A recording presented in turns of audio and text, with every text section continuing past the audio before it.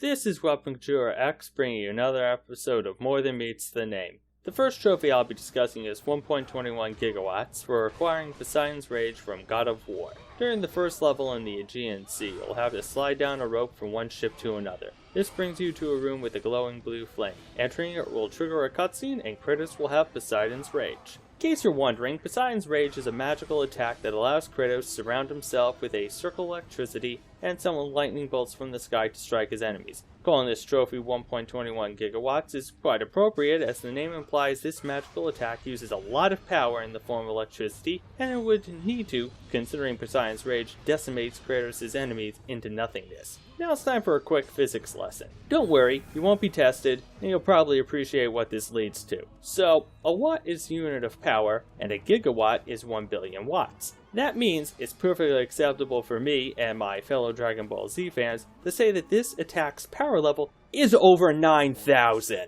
But there's also something else that's significant about the name. 1.21 gigawatts is the required electrical power for a certain time machine to travel through time. Yes, I'm talking about the DeLorean from the Back to the Future movies. The specific component that made this work was called the flux capacitor when it received 1.21 gigawatts, while the DeLorean drove at 88 miles per hour. Think about it. Let's generously assume that Kratos can generate 1.21 gigawatts when using Poseidon's Rage. I'm sure this wattage would be fatal, even though we don't know the amperage of the attack, and amps are really what's fatal when being electrocuted. If Kratos somehow could obtain a flux capacitor and travel at 88 miles per hour, he could alter his own history. Sure, this journey would put Kratos' body through harsh conditions, as he wouldn't have a DeLorean to protect him, but Kratos has survived death itself and other fatal injuries throughout his life as a demigod and god. Anyway, future Kratos could then serially save his wife and daughter, before past Kratos accidentally killed them when Ares had him attack a village of Athena worshippers. Of course, Kratos would have to make sure he didn't change too much of the timeline or encounter his past self, otherwise he would mess up the entire space-time continuum, possibly causing existence to cease. At least that's what I've been told from all the science fiction stuff I've read or watched involving time travel. You know what? This is asking way too much from Kratos. He's better off if he doesn't do any of this. The guy's got anger issues, and hasn't yet started to acknowledge him as a problem to work and correct this. So, Kratos would probably do everything I just said that he shouldn't do. The last trophy I'll be talking about is Bacon, for killing a razorback boar using a Molotov cocktail from Rise of the Tomb Raider. The razorback boars are in the geothermal valley and can be easily found by looking for the boar icon on the world map.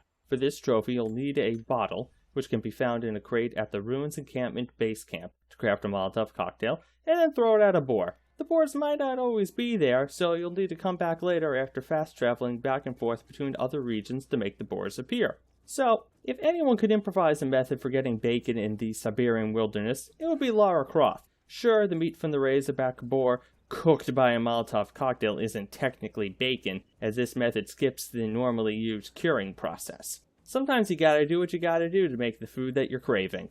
I also found this trophy humorous because of how the name was typed out, the word bacon with an exclamation point at the end, and the emphasis I automatically put into saying it reminded me of a commercial for Bacon Strips dog treats. In the commercial, a woman opens a bag of these treats. It shows the waves of the smell reaching the dog, causing the dog to perk up, and then switches to a nose cam POV of the dog running around the house to get to the kitchen to receive the treat. While doing this, there's a voiceover of the dog enthusiastically screaming, "Bacon! Gotta get that bacon!" and then describing why bacon is delicious. I'm still trying to figure out why this is what my brain defaulted to when thinking about this trophy. This is now one of my life's great mysteries that I want to solve out of sheer curiosity. Thanks for watching. If you like this video, please subscribe and leave some feedback in the comments below. I'll be back with more trophies that could be deemed as more than meets the name.